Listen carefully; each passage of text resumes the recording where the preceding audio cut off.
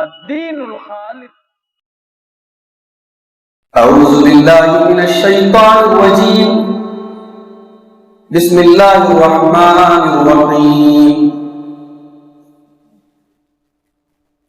وَنَبْلُوكُم بِالشَّرِّ وَالْخَيْرِ فِتْنَةً وَإِلَيْنَا تُرْجَعُونَ.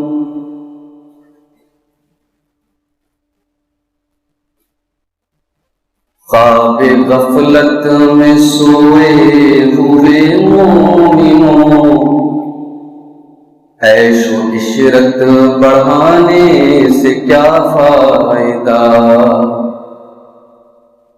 خواب غفلت میں سوئے ہوئے مومنوں، عیش و عشرت بڑھانے سے کیا فائدہ. آنکھ کھولو اٹھو یاد رب کو کرو، عمر یوں ہی گنوانے سے کیا فائدہ. اپنے رب کو جوانی میں بھولا ہے تو، اور طاقت کے بوتے پہ پھولا ہے تو. ایک دن یہ جوانی ڈھل جائے گی، ایک دن یہ جوانی ڈھل جائے گی. یوں بڑائی جتانے سے کیا فائدہ.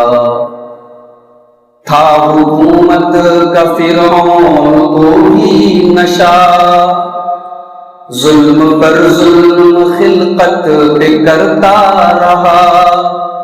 جب سمندر میں ڈوبا تو کہنے لگا، اس حکومت کے پانے سے کیا فائدہ.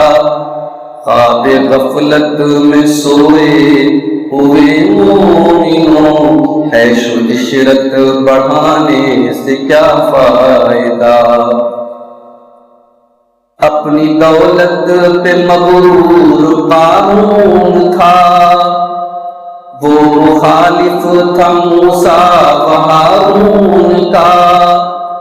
جب زمین میں دھسایا تو کہنے لگا، جب زمین میں دھسایا تو کہنے لگا، ایسے بیجا خزانے سے کیا فائدہ. خواب غفلت میں سوئے ہوئے مومنوں، عیش و عشرت بڑھانے سے کیا فائدہ.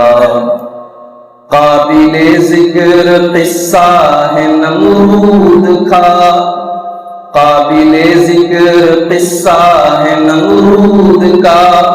وہ بھی انکار کرتا تھا معبود کا، اس کے بھیجے کو مچھر نے کھا کر کہا، یوں بڑائی جتانے سے کیا فائدہ. خواب غفلت میں سوئے ہوئے مومنوں، اپنی شہرت پہ محسن نہ تو یوں مچل. ایک دن عاد پہنچے گی تجھ کو اجل، اپنی شہرت پہ محسن نہ تو یوں مچل. ایک دن عاد پہنچے گی تجھ کو اجل. نیک اعمال کر روح کو صاف کر، نیک اعمال کر روح کو صاف کر. صرف ظاہر بنانے سے کیا فائدہ. خواب غفلت میں سوئے ہوئے مومنوں، عیش و عشرت بڑھانے سے کیا فائدہ. صدر محترم، علماء کرام، محترم بزرگوں، نوجوان ساتھیوں، پردہ نشین ماں اور بہنوں، پیارے بچوں، مقامی جمعیت اہل حدیث بجرڈیہا کے زیر اہتمام جامع مسجد اہل حدیث غلہ میں آج کا یہ پروگرام اس لحاظ سے بہت کامیاب پروگرام رہا کہ اب تک جو بھی بیانات اور تقریریں آپ نے سماعت فرمائیں بڑے سکون کے ساتھ اور بڑے تحمل کے ساتھ رات کے 12 بج چکے ہیں، آپ نے پروگرام میں حاضری دے کر کے اور علماء کے بیانات کو سن کر کے منتظمین کی محنت کو کامیاب بنانے کا کام کیا ہے۔ ہم اللہ سے یہ بھی دعا کرتے ہیں رب العالمین جو باتیں بیان ہوئی ہیں اللہ انہیں ان پر ہمیں عمل کرنے کے لیے توفیق عطا فرمائے۔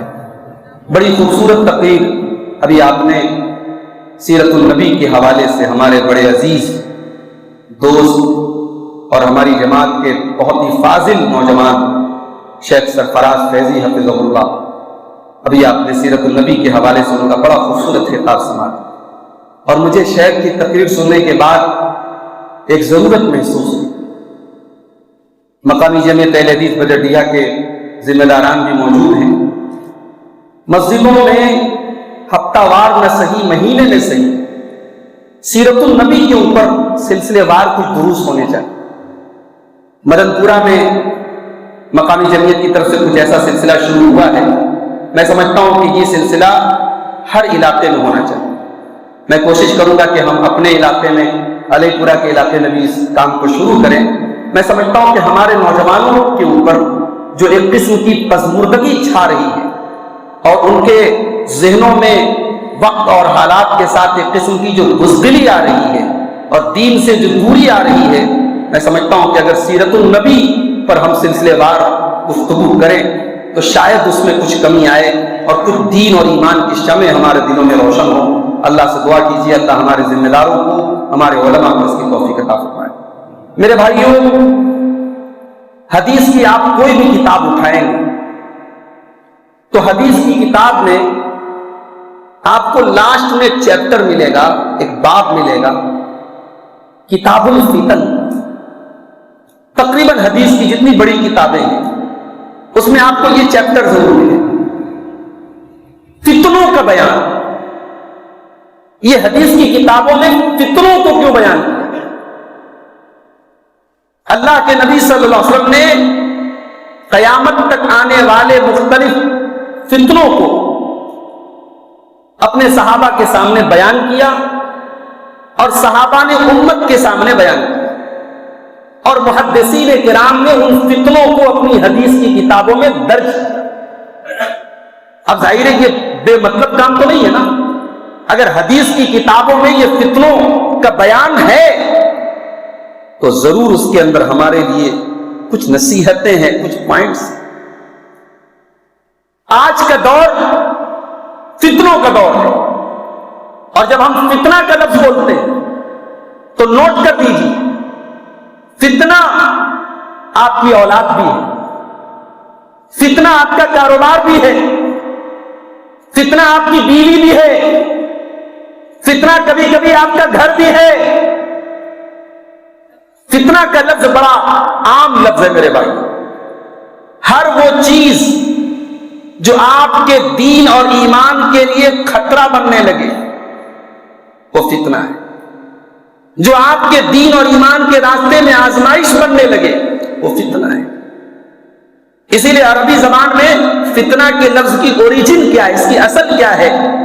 علماء لغت لکھتے ہیں کہ جب سونے کو آگ میں ڈالا جاتا ہے اس کے میل اور کچیل کو دور کرنے کے لیے اس پروسیس کو عربی میں فتنہ کہتے ہیں۔ تو اللہ تبارک و تعالیٰ نے ہمارے اور آپ کے ایمان کو کھرا اور کھوٹا الگ کرنے کے لیے فتنوں کو بنایا ہے، اور یہ فتنوں کا جو سلسلہ ہے یہ جناب محمد رسول اللہ صلی اللہ علیہ وسلم کے دور سے لے کر کے آج تک اور آج سے لے کر کے قیامت تک چلتا رہے۔ سورہ عنکبوت کی ابتدائی آیتیں اٹھائیے، اللہ فرماتا الف لام میم احسب الناس ان یترکوا ان یقولوا آمنا وهم لا یفتنون۔ کیا لوگوں نے یہ سمجھ رکھا ہے صرف وہ اپنی زبان سے آمنا کہہ دیں گے ہم ایمان لے آئے ان کو چھوڑ دیا جائے گا؟ نہیں نہیں، وَلَقَدْ فَتَنَّا الَّذِينَ مِن قَبْلِهِمْ فَلَيَعْلَمَنَّ اللَّهُ الَّذِينَ صَدَقُوا وَلَيَعْلَمَنَّ الْكَاذِبِينَ۔ اللہ کا طریقہ رہا ہے، اللہ کی سنت رہی ہے، اللہ کا دستور رہا ہے. اللہ نے ہر دور میں ایمان والوں کو آزمایا ہے، ان کے اوپر فتنے ڈالے، ان کو فتنوں میں مبتلا کیا ہے تاکہ کھروں کو کھوٹوں سے الگ کر دیا جائے، سچوں کو جھوٹوں سے الگ کر دیا جائے. آج بھی اگر ہماری آنکھوں کے سامنے یہ منظر دیکھ رہے ہیں، ہم کلمہ پڑھنے والا مارا جا رہا ہے اور نبیوں کو قتل کرنے والی قوم غالب آ رہی ہے، مسلمانوں کے بچوں پر بم برسائے جا رہے ہیں، ان کے اسپتالوں کے اوپر بم برسائے جا رہے ہیں. دنیا میں جانوروں کے لیے حقوق لڑنے والے ادارے موجود ہیں، کتوں کے لیے ادارے موجود ہیں. 4000 سے زیادہ بچے مارے جا چکے ہیں، ان کے حقوق کے لیے دنیا کے بڑی بڑی طاقتوں کے پاس زبان نہیں ہے. ہم نے کئی بورڈ لگا دیکھا جہاں بچے رہتے ہیں، وہاں لکھا رہتا ہے سائلنٹ رہیے، خاموش رہیے، یہاں بچے سو رہے ہیں، بچے موجود ہیں. دنیا کے ایک ملک میں بچوں کو مارا جا رہا ہے اور دنیا سائلنٹ اور دنیا خاموش بنی ہے. یہ بھی ایک فتنہ ہے میرے بھائیوں.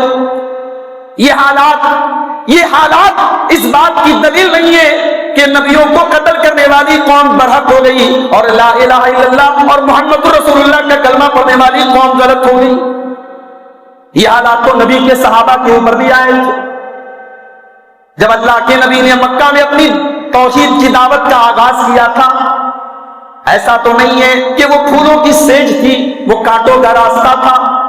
کہیں بلال کو تپتی ریت میں لٹایا جا رہا ہے، کہیں سمیہ کو قتل کیا جا رہا ہے، کہیں عثمان غنی کو پیٹا جا رہا ہے، کہیں حضرت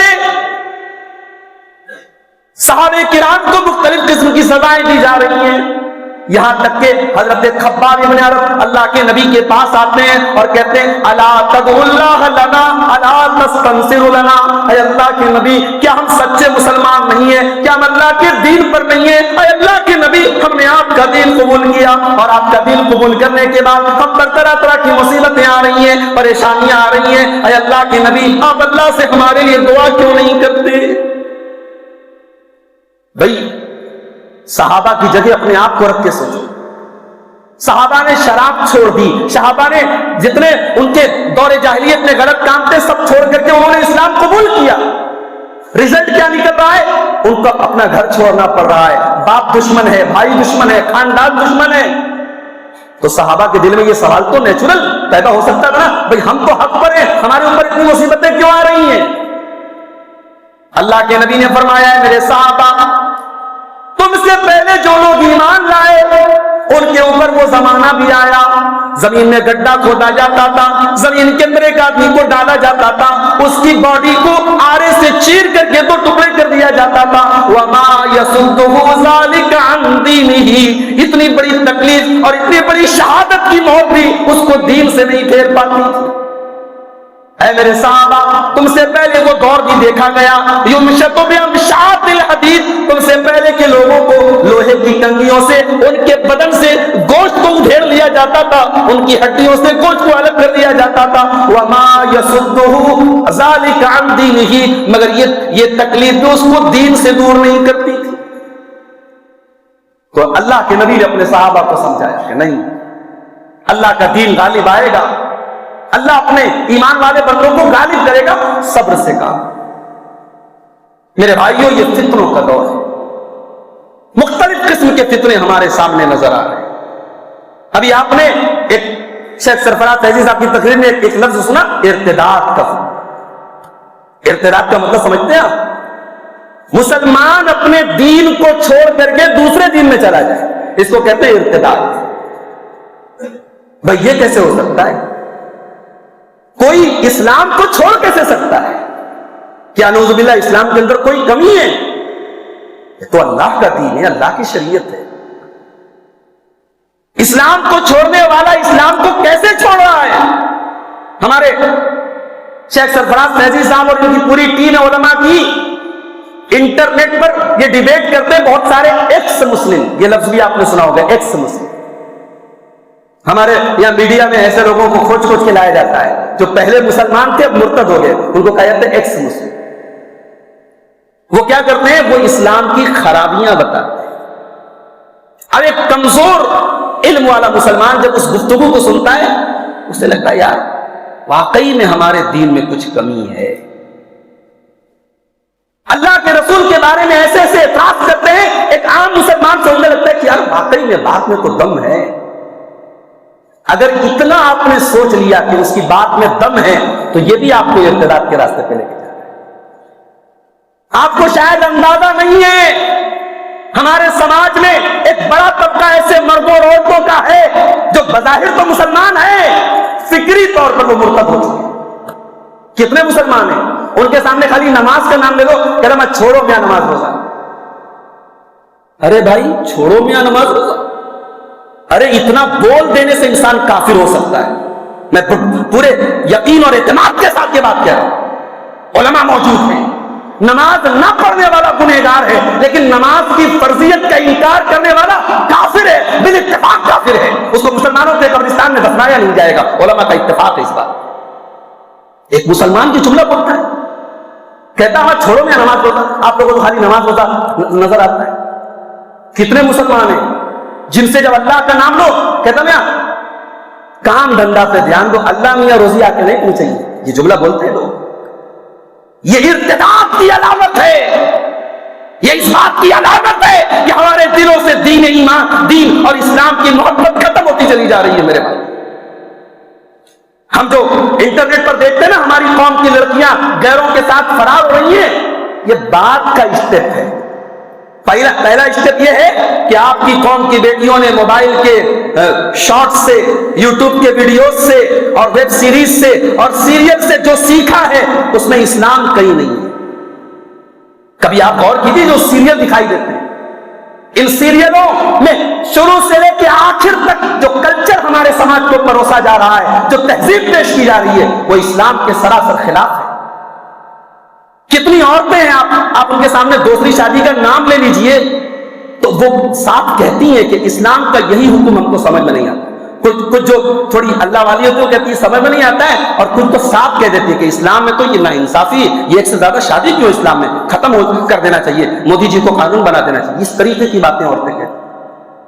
تو ارتداد, اسلام, اگر آپ کو اسلام کے اندر کمی نظر آ رہی ہے, اگر آپ کو اپنے نبی کی سیرت میں کمی نظر آ رہی ہے تو جاؤ اپنے ایمان کی تجدید کرو, اپنے اسلام کی تجدید کرو. نبی کی سیرت پر اور اسلام پر جس نے اپنے ڈاؤٹ کیا آپ کا ایمان خطرے میں پڑ گیا, آپ ایمان سے نکل گئے میرے بھائی. اور جانتے ہو مرتد کا انجام کیا ہے؟ مرتد کا انجام یہ ہے نا وہ دنیا میں کامیاب ہوگا نہ آخرت میں کامیاب. انجام دنیا کی تاریخ گواہ ہے. مرتد ایک انسان کافر ہے, اس نے نبی کا کلمہ نہیں پڑھا, اس کا مسئلہ الگ ہے, وہ آخرت میں برباد ہوگا. لیکن نبی کا کلمہ پڑھ کے نبی کے دین سے نکل گیا, اسلام لا کر کے اسلام سے نکل گیا, مرتد ہو گیا.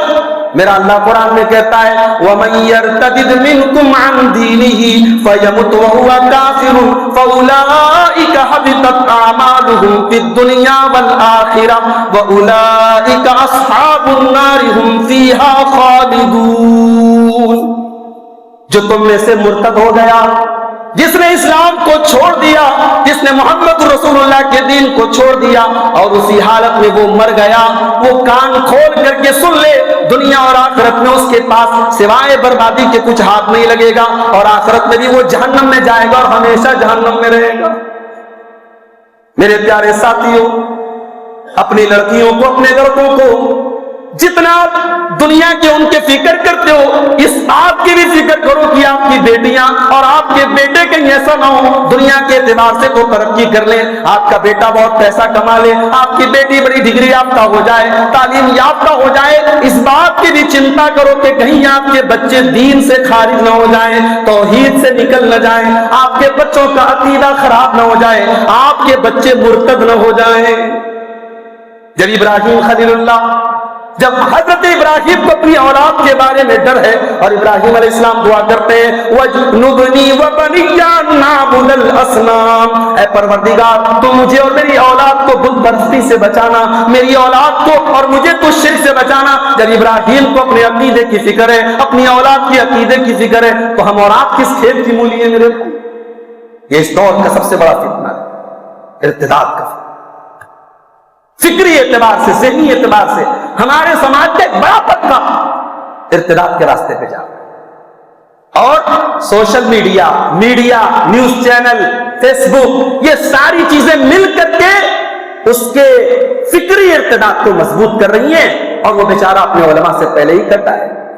جمعہ کا آدھا گھنٹے کا خطبہ اسے بوریت بھرا لگتا ہے، تقریروں میں وہ جاتا نہیں ہے، جلسوں میں اسے دلچسپی نہیں ہے، علماء کی تقریریں وہ سنتا نہیں ہے، کتابیں پڑھتا نہیں ہے، دین سے دور ہے، تو بڑی تیزی سے ہمارے سماج میں ارتداد ہے۔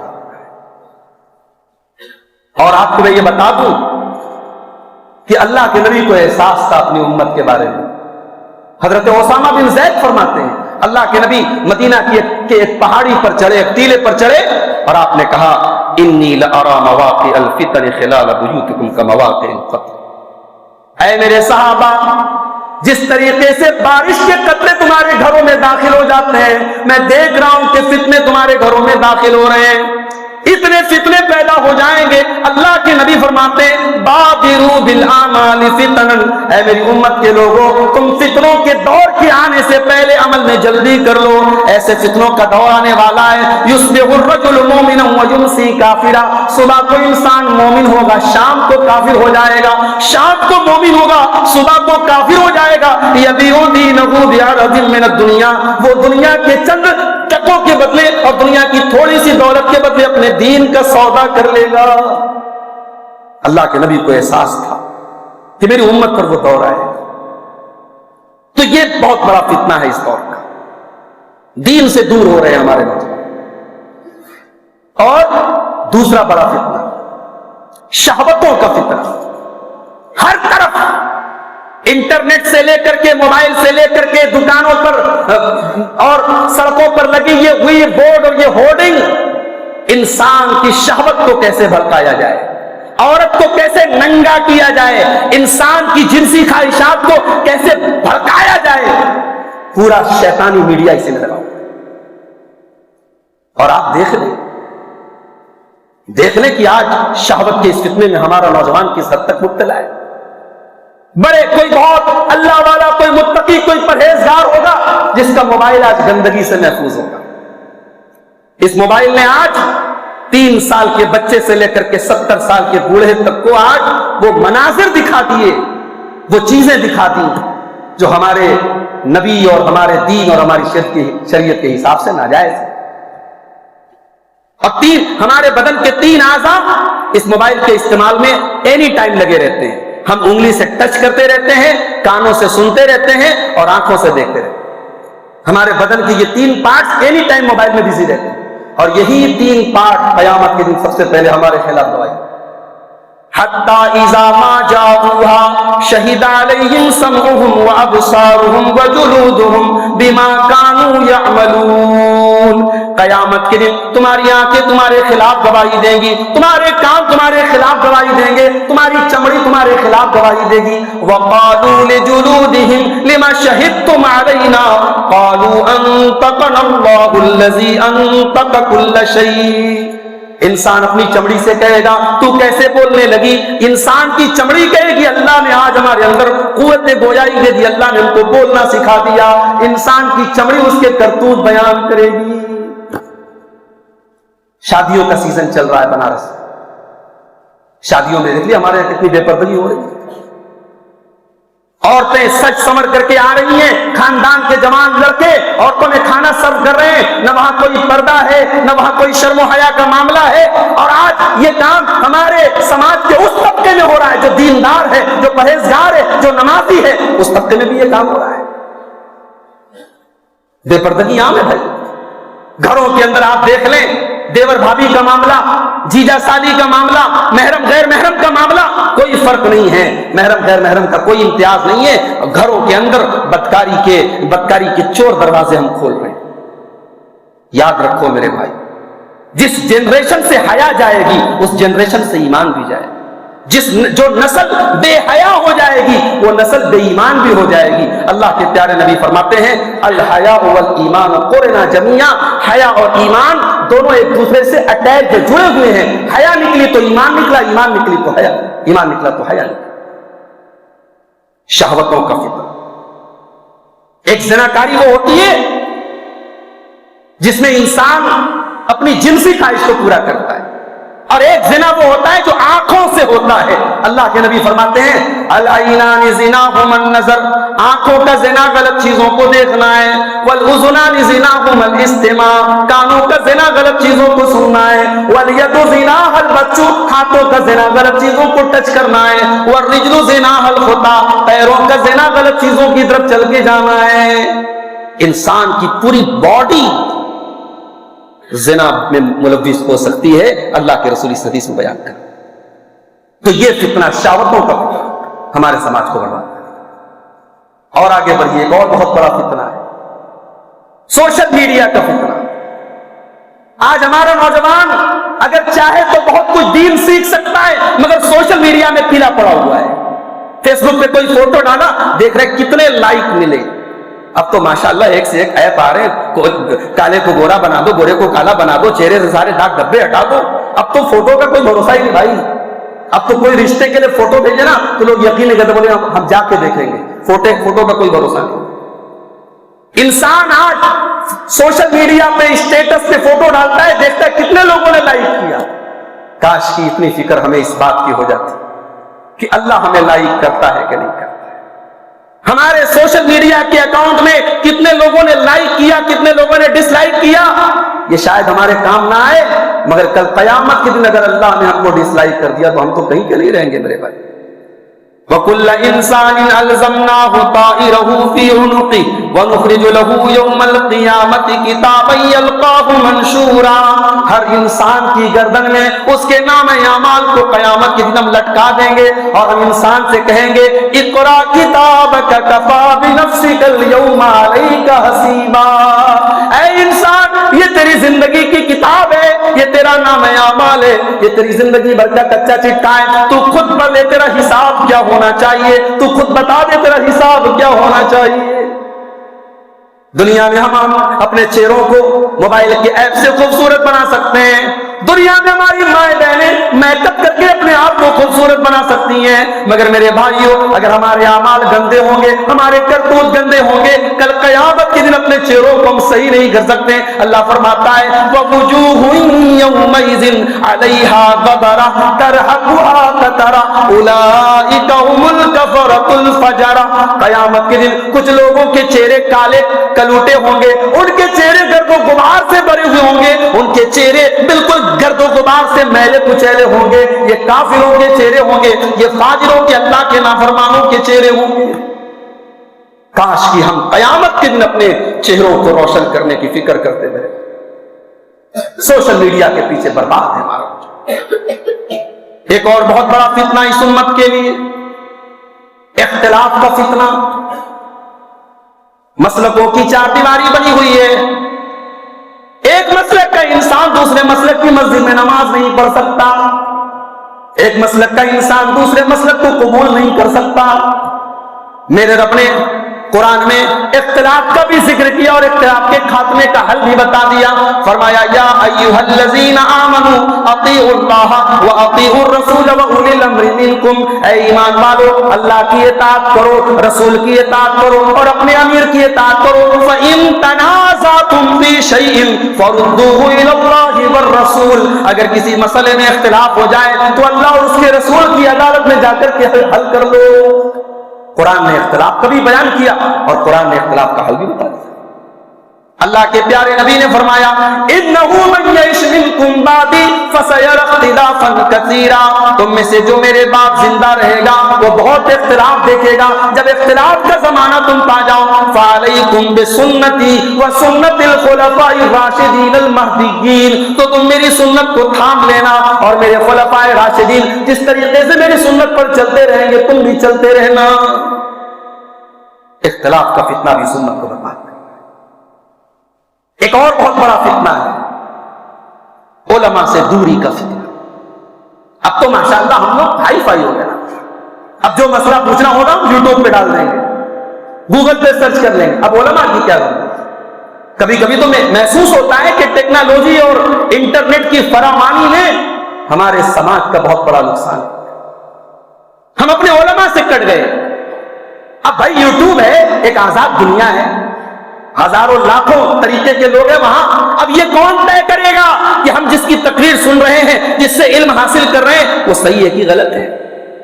بھئی ہمارا معیار کیا ہے؟ ہمیں تو یہ لگتا ہے آدمی اچھا بول رہا ہے، گفتگو بڑی، اس کا انداز بیان بڑا اچھا ہے، تو چلو بھئی ہم اس کو لائک کرنے لگے. اور یوٹیوب تو بڑا سمجھدار ہے، ایک بار آپ نے جس کو سنا اب وہ ریکمینڈ کرے گا، بار بار آپ اس کو سنیں گے. یوٹیوب بہت سمجھتا ہے، وہ جانتا ہے. وہ ہم لوگ تو بولتے ہیں نا ہمارے یوٹیوب پر گندے ایڈ آتے ہیں. بھائی صاحب وہ گندے ایڈ اس لیے آتے ہیں کیونکہ آپ گندی چیزیں دیکھتے ہیں. وہ ایڈ ایسا نہیں آتا ہے، آپ جو سرچ کریں گے یوٹیوب اسی حساب سے ریکمینڈ کرتا ہے. تو علماء، اب آج علماء کہاں ہے بھائی؟ یہ کون طے کرے گا؟ علماء وہ ہیں جنہوں نے اہل علم سے تعلیم حاصل کی، جن کے بارے میں علماء کی گواہی موجود ہے کہ ہاں یہ علماء ہے، اور جن کے بارے میں علماء نے واضح کر دیا کہ یہ عالم نہیں ہے، یہ فتنہ پرور ہے، یہ آپ کو برباد کرے گا. آپ کہتے ہیں صاحب ہمیں تو اس کی بات صحیح لگ رہی ہے، وہ تو حوالے سے بات کر رہا ہے، دلیل سے بات کر رہا ہے، حدیثوں کا نمبر بتا رہا ہے، آیتوں کا نمبر بتا رہا ہے، وہ تو وہ باتیں بتا رہا ہے جو آج تک کسی نے نہیں بتائی. میری بات نوٹ کر لو، یہ بہت بڑی گمراہی ہے. اگر آپ کو کوئی ایسا دین پیش کر رہا ہے، کوئی ایسی فکر پیش کر رہا ہے جو بالکل یونک ہے، جو آج تک کسی نے نہیں پیش کی، تو یہ بھی انسان کی گمراہی کی دلیل. ایک صاحب ہیں، اب انہوں نے کیا کیا، ہمارے بہت سارے نوجوان ان کے بڑے فین ہیں. ان کا نعرہ ہے صاحب کہ ہم علماء کی دکانیں بند کر رہے ہیں. کیا دکان بند کی علماء کی آپ نے؟ انہوں نے کام یہ کیا کہ صحابہ کے بیچ میں جو آپس میں جھگڑے ہوئے، جو اختلاف ہوئے، انہوں نے اس کو عوام کے سامنے خوب بیان کیا. اس میں مسالے لگا لگا کے، چٹکارے لگا لگا کے بیان کیا کہ بھئی حضرت علی اور حضرت معاویہ کے درمیان جنگ ہوئی، حضرت معاویہ نے یہ کیا، حضرت علی نے یہ کیا. ان جنگوں کو خوب بیان کیا. یہاں تک اس بندے نے بولا ارے میں ہوتا تو میں علی کے ساتھ معاویہ کے خلاف لڑتا، میں علی کی فوج میں شامل ہوں.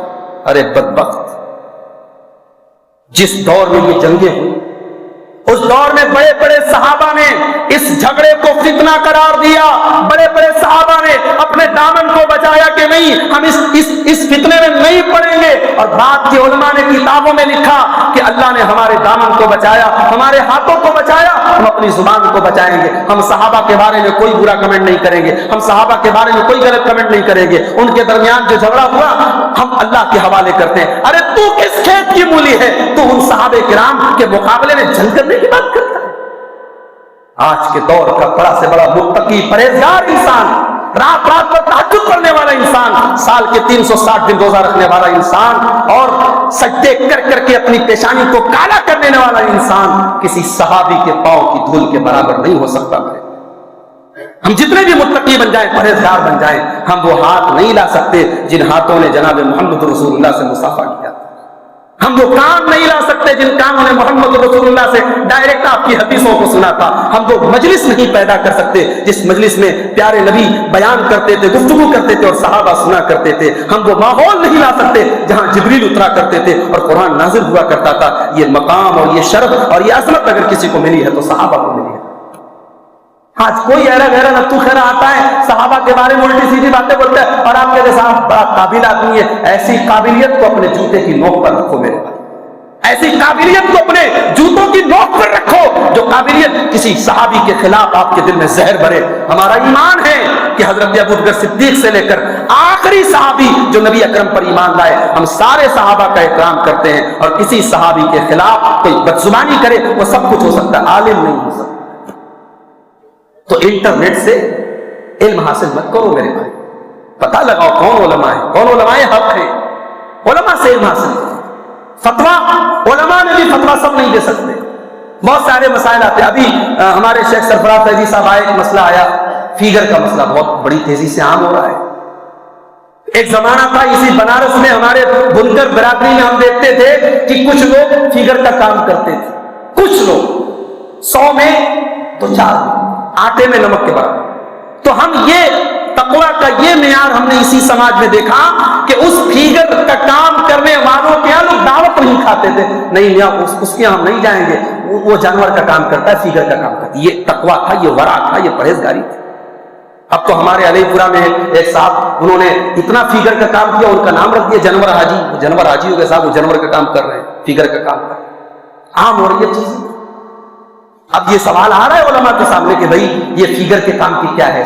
ایسے سوالات بھی آتے ہیں کہ ہم فیگر کی ساری گنوا تو نہیں رہے ہیں، ہم جاب ورک کرتے ہیں، ہم نک ٹکی کا کام کرتے ہیں، ہم اس پہ کٹنگ کر رہے ہیں، یہ کٹنگ کرنا کیسا ہے؟ یہ نک ٹکی کا کام کرنا کیسا ہے؟ اس پہ جاب ورک کرنا کیسا ہے؟ بنارس کے بہت سارے لوگ بنگلور میں گئے ہیں، سورت میں گئے، وہاں مجھے لوگوں نے بتایا 70% یہی فیگر کا کام ہوگا۔ مسئلہ تو ہے، لیکن اب یہ مسئلہ جو ہمارے سامنے آتا ہے، شیخ سرفراز فیضی صاحب ہیں، ہم لوگ ڈائریکٹ یہ نہیں بولتے کہ ہاں کر لو یا مت کرو، کہتے یہ بڑا ذمہ داری کا سوال ہے، یہ تحقیق چاہتا ہے۔ اس پر علماء کی جب یہ ایک ایسا مسئلہ ہو گیا جس میں بڑی تعداد میں لوگ مبتلا ہیں، روزی روٹی سے جڑا ہے یہ مسئلہ، اس پر غور ہونا چاہیے، اس پر علماء کو ایک متفق ہو کر کے ایک فتویٰ دینا چاہیے۔ اس سلسلے میں جو بڑے بڑے ادارے ہیں وہاں سے فتوے لینا چاہیے۔ ہم تو یہ بولتے ہیں، اور یہاں صاحب 4 کتابیں انسان نے پڑھ لیا، اسٹیج پہ آیا کہتا آسک می بردر، مجھ سے سوال کرو، میں آپ کے سوال کا جواب دوں۔ امام مالک جیسی ہستیاں، اللہ اکبر، جن کی ساری زندگیاں اللہ کے رسول کی حدیثوں کو پڑھنے پڑھانے میں گزری ہے، امام مالک جیسا جلیل القدر امام کہتا ہے 40 مسئلہ پوچھا جاتا ہے تو 39 مسئلے کے بارے میں کہتا لا ادری، آئی ڈونٹ نو، میں نہیں جانتا۔ کیا امام مالک واقعی نہیں جانتے تھے؟ علماء نے لکھا ایسا نہیں، امام مالک بہت قابل آدمی تھے، لیکن ان کی احتیاط تھی، ان کا تقویٰ تھا، ان کی پرہیزگاری تھی کہ 40 مسئلوں میں ایک مسئلے کا جواب دیتے تھے اور 39 ٹائم کہتے تھے آئی ڈونٹ نو، میں نہیں جانتا۔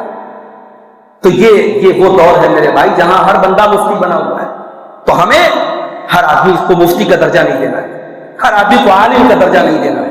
اللہ کے پیارے نبی نے فرمایا، صحیح بخاری کی 100 نمبر کی حدیث ہے، آپ نے فرمایا کہ قیامت کے پہلے وہ دور بھی آئے گا جب اللہ علماء کو اٹھا لے گا، اور جب اللہ علماء کو اٹھا لے گا اتخذ الناس رؤوسا جہالا، لوگ جاہلوں کو اپنا سردار بنا لیں گے، فسئلوا فافتوا بغیر علم، اور جاہلوں سے لوگ فتویٰ پوچھیں گے اور وہ غلط سلط فتویٰ دیں گے، فضلوا واضلوا، خود بھی گمراہ ہوں گے، دوسروں کو بھی گمراہ کریں گے۔ تو علماء سے دوری بہت بڑا فتنہ ہے، علماء سے تعلق اپنا مضبوط کرو گے۔ ہمارے یہاں کاروبار کا ماحول ہے ماشاءاللہ، بیٹا بڑا ہوا باپ کی خواہش ہوتی ہے بیٹا میرے بعد کاروبار سنبھالے، بہت اچھی بات ہے، بیٹا پیسہ کمانے لگا باپ بہت خوش ہو گیا میرا بیٹا میرے کاروبار کو آگے لے کے جا رہا ہے۔ آپ کے بیٹے نے دین کتنا سیکھا؟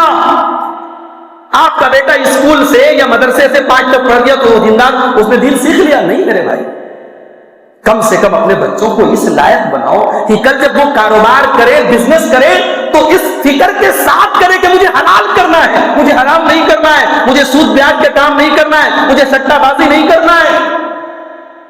اللہ کے نبی نے فرمایا ہر امت کے لیے فتنہ ہوتا ہے، وَفِتْنَةُ أُمَّتِي الْمَالُ، میری امت کا فتنہ مال ہوگا۔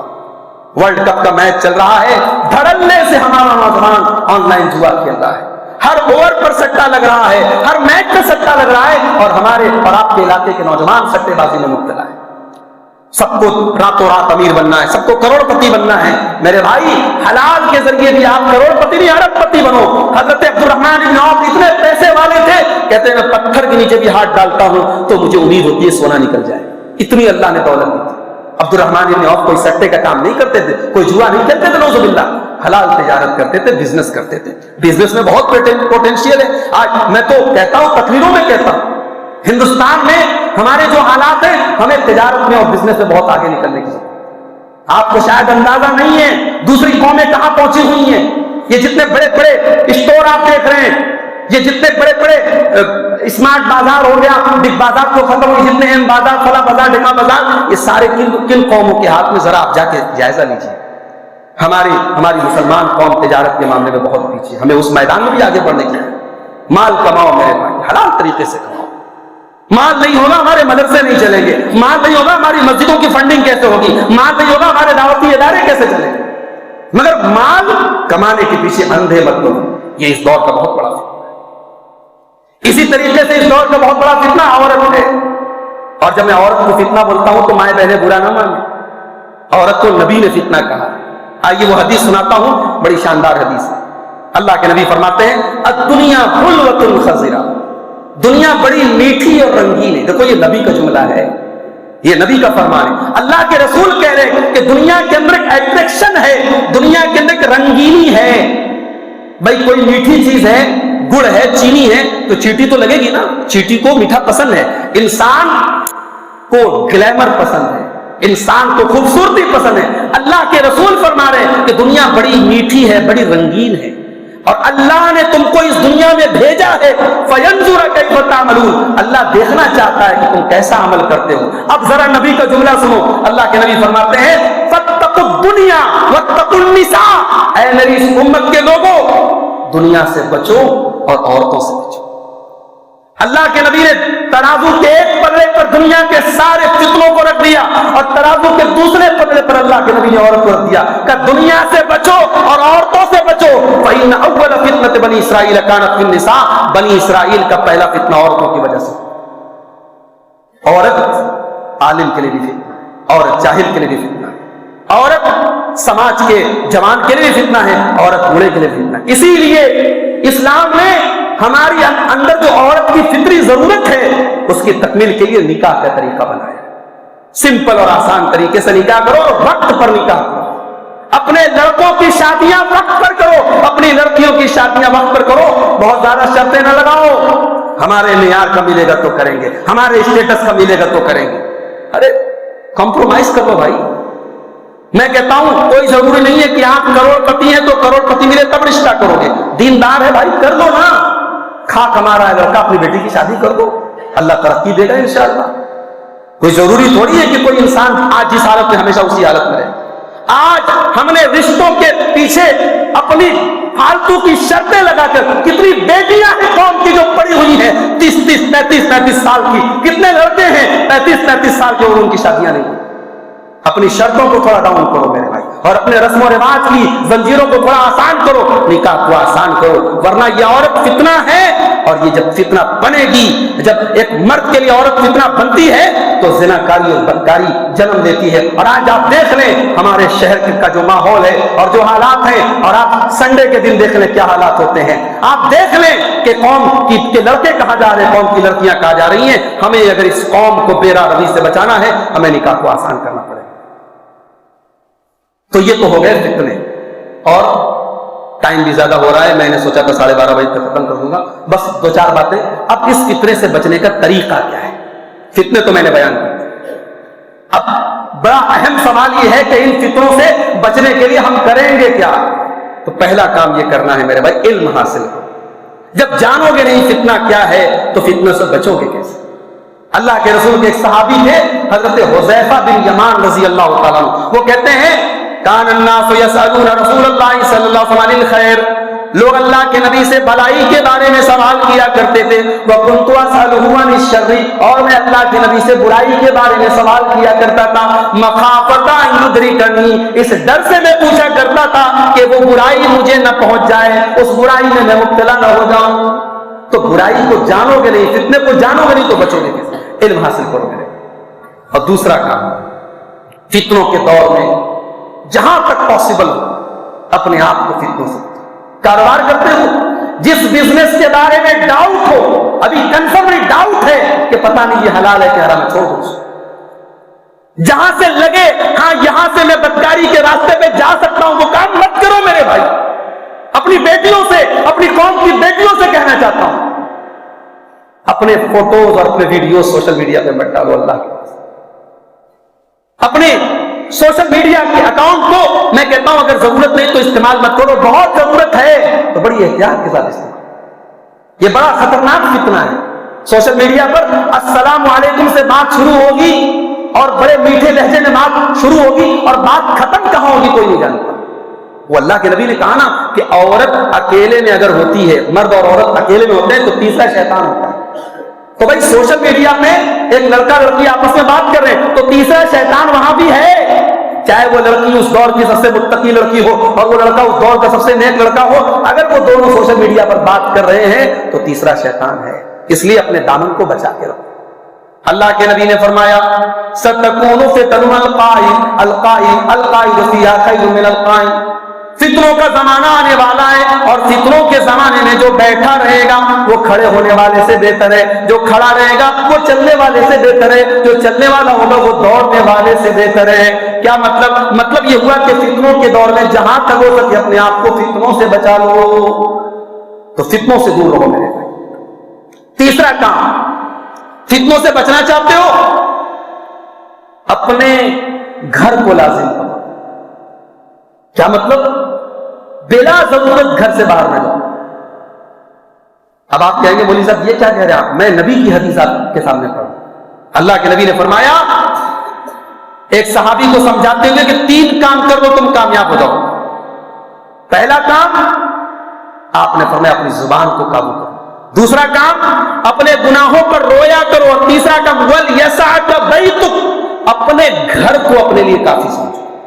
اپنے بچوں کو ٹائم دو، اپنی بیوی کو ٹائم دو. بھائی آج ہمارا ماحول یہ ہے، کتنے شوہر ہیں رات کو 2 بجے گھر پہنچتے ہیں اور بیوی پر جا کے تاؤ جھاڑتے تو میرا انتظار کیوں نہیں کرتے؟ بھائی صاحب یہ 2 بجے تک آپ جو دوستوں کے ساتھ بیٹھک کر رہے تھے نا، یہ آپ بیوی کا حق اور بچوں کا حق مار رہے تھے. کتنے لوگ ہیں دن بھر کام کرتے، رات میں جب گھر جاتے بچوں کے لیے بات کرنے کا ان کے پاس ٹائم نہیں. کتنے گارجین ہمارے پاس مدرسے میں آتے ہیں، ان کو یہ بھی پتا نہیں بچہ ہمارا کس کلاس میں پڑھتا ہے. آ کے آفس میں آئے بائیں شائع کرتے ہمارا بچہ کس کلاس میں پڑھتا ہے. تو اتنے بے خبر مت بنو میرے بھائی. اپنے بچوں کو ٹائم دو، اپنی فیملی کو ٹائم دو. اللہ کے نبی نے فرمایا الزموا اجواف البیوت، فتنوں کے دور میں اپنے گھروں کو لازم پکڑ لو. وَكُونُوا فِيهَا كَالْخَيْرِ مِنْ ابْنَيْ آدَمَ، اور آدم کے 2 بیٹوں میں سے جو اچھا تھا اس کی طرح ہو جاؤ. آدم کے 2 بیٹوں کا واقعہ سنا ہے کہ نہیں سنا ہے؟ حابیل اور قابیل کا واقعہ. اچھا حابیل اور قابیل میں قاتل کون تھا پتا ہے کسی کو؟ بچوں کو پتا ہے؟ حابیل قابیل کا واقعہ سنا ہے نا؟ حابیل قابیل میں قاتل کون تھا؟ چلو بتا دو. چلو بڑے لوگ بتا دیں بھائی. ہیں؟ قابیل تھا. یہ بڑا سمپل طریقہ ہمارے استاد نے بتایا کہ قاف سے قابیل بھی ہے اور قاف سے قاتل بھی ہے. تو قاتل قابیل تھا اور جو بیچارہ مقتول تھا وہ حابیل تھا. جنازے کی نماز ہم لوگ پڑھاتے ہیں نا تو کبھی کبھی کنفیوژن میں پڑ جاتے ہیں کہ امام کو کھڑا کہاں ہونا ہے، سر کے پاس کھڑا ہونا ہے کہ کمر کے پاس کھڑا ہونا ہے. اب عورت کا جنازہ ہو تو امام کو کمر کے پاس کھڑا ہونا ہے اور مرد کا جنازہ ہو تو سر کے پاس کھڑا ہونا ہے. تو ایک بار اپنے ایک استاد سے میں نے پوچھا، نام بھی بتا دیتا ہوں، شیخ اسد اعظمی حفظہ اللہ. ان سے میں نے پوچھا شیخ اس مسئلے میں بڑی کنفیوژن ہو جاتی ہے، سمجھ میں نہیں آتا کہ سر کے پاس کھڑا ہونا ہے کہ کمر کے پاس کھڑا ہونا ہے. اب دیکھو استاذ لوگ استاذ ہوتے ہیں. انہوں نے کہا کہ دیکھو راس سے رجل بھی ہوتا ہے اور راس سے راس بھی ہوتا ہے. راس مانے سر، تو مرد ہے تو سر کے پاس کھڑا. اب جب مرد ہے تو سر کے پاس کھڑا ہونا ہے، تو دوسرا جو آپشن ہے وہ کمر کے پاس کھڑا. عورت ہے تو کمر کے پاس کھڑا ہونا ہے. سمپل ہے. تو یہ میں بات کر رہا تھا کہ اللہ کے نبی صلی اللہ علیہ وسلم نے کہا کہ اپنے گھروں کو لازم کرو. گھروں کو لازم پکڑو، گھر میں رہا کرو. گھر میں جب تم رہو گے تو بہت سارے فتنوں سے بچو گے. اسی طریقے سے فتنوں کے اس دور میں ایک کام ہمیں اور کرنا ہے، اجتماعیت کو پکڑنا ہے. جہاں ہمارے علماء اور اہل حق ہے ہمیں ان کے ساتھ رہنا ہے. اللہ کے نبی فرماتے ہیں اللہ تعالیٰ 3 چیزوں کو بہت پسند کرتا ہے. اللہ تعالیٰ 3 چیزوں کو بہت پسند کرتا ہے. ان تعبدوہ ولا تشرکوا بہ شیئا، پہلی چیز اللہ کی عبادت کرو، اللہ کے ساتھ کسی کو شریک مت کرو. دوسری چیز وان تعتصموا بحبل اللہ جميعا، اللہ کی رسی کو مل کر کے تھام لو، اجتماعیت کے ساتھ رہو. اور تیسری چیز ولا تفرقوا، فرقوں میں نہ بٹو. اور 3 چیزیں اللہ کو بہت ناپسند ہے، بکواس کرنا، قیل و قال کرنا، بہت زیادہ سوال کرنا، وکثرت السوال واضاعت المال، اور مال برباد کرنا. یہ 3 چیزیں اللہ تعالیٰ کو بہت ناپسند. اور ایک چیز اور کرو میرے بھائی، اپنی زندگی کو غنیمت سے. ابھی 1 ہفتہ بھی نہیں گزرا، للہ پورا میں پروگرام تھا، وہاں میں نے اعلان کیا شیخ عبدالرحیم ریاضی حفظہ اللہ کی اہلیہ بیمار ہے، دعا کیجیے. آج انتقال ہو گیا، ابھی ہم جنازہ پڑھ کے آئے. اور مجھے یاد آتا ہے 2 مہینہ پہلے، ابھی 2 مہینہ بھی نہیں گزرا، شیخ عبدالرحیم ریاضی کے ساتھ پروگرام میں ہم لوگ گئے تھے، مئو گئے تھے، ہمارے ساتھ اور بھی علماء تھے. اور پھر راستے میں بڑا ہنسی مذاق بھی ہو رہا تھا. پھر ان کی اہلیہ کا فون آیا اور انہوں نے کہا کہ آپ گھر کب آئیں گے. اور آج 2 مہینے کے اندر ان کی اہلیہ ان کو چھوڑ کے چلی. میرے بھائی ہمارے اپنے علاقے میں ہم نے پچھلے 2-3 مہینوں میں کینسر کے 8-10 مریض دیکھے. اور ابھی ہم ایک وبا سے جوجھ ہی رہے ہیں جو لنگڑا بخار جس کو بول رہے ہیں، ہر تیسرا آدمی اس میں مبتلا ہوا ہے. جوڑوں میں درد لے کر کے لوگ پڑے ہوئے ہیں. کتنے لوگ بیچارے گھر سے نہیں نکل پا رہے، مسجد تک نہیں آ پا رہے، لیٹرین باتھ روم کرنے میں دقتیں آ رہی ہیں. کون سی بلا کب آ جائے، کون سی وبا کب آ جائے، موت کب آ جائے ہمارے پاس، میرا بھائی نہیں جانا. اپنی زندگی کے پلوں کو غنیمت جانو. میرے نوجوانوں سے کہنا چاہتا ہوں ضروری نہیں ہے کہ بڑھاپے تک آپ زندہ رہیں. اپنی نوجوانی کا غلط استعمال مت کرو میرے بھائی.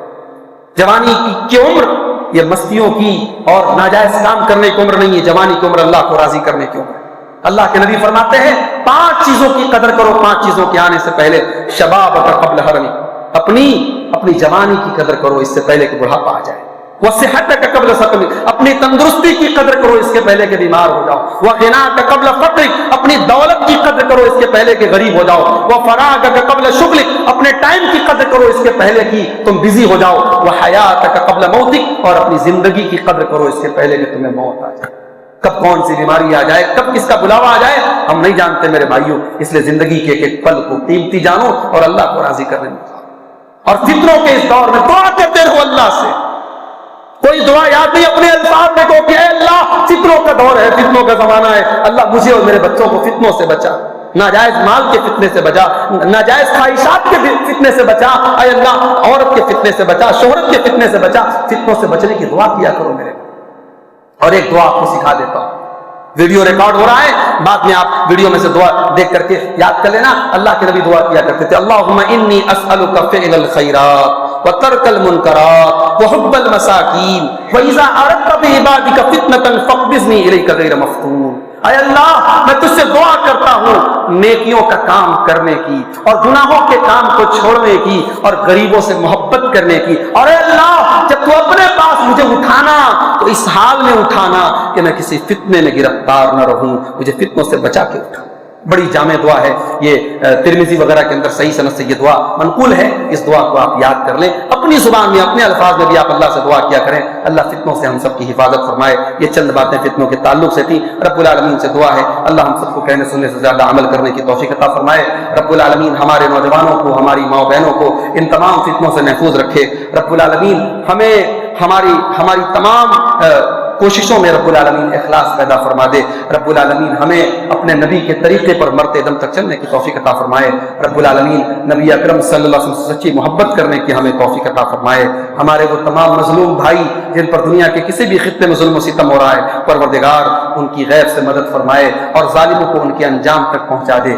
رب العالمین ہمیں ہمارے کاروبار میں برکت عطا فرمائے، جو بیمار ہیں ان کو شفاء کامل عاجل عطا فرمائے، اور جب تک ہمیں دنیا میں زندہ رکھے اسلام پر زندہ رکھے اور خاتمہ ہم سب کا ایمان پر ہو۔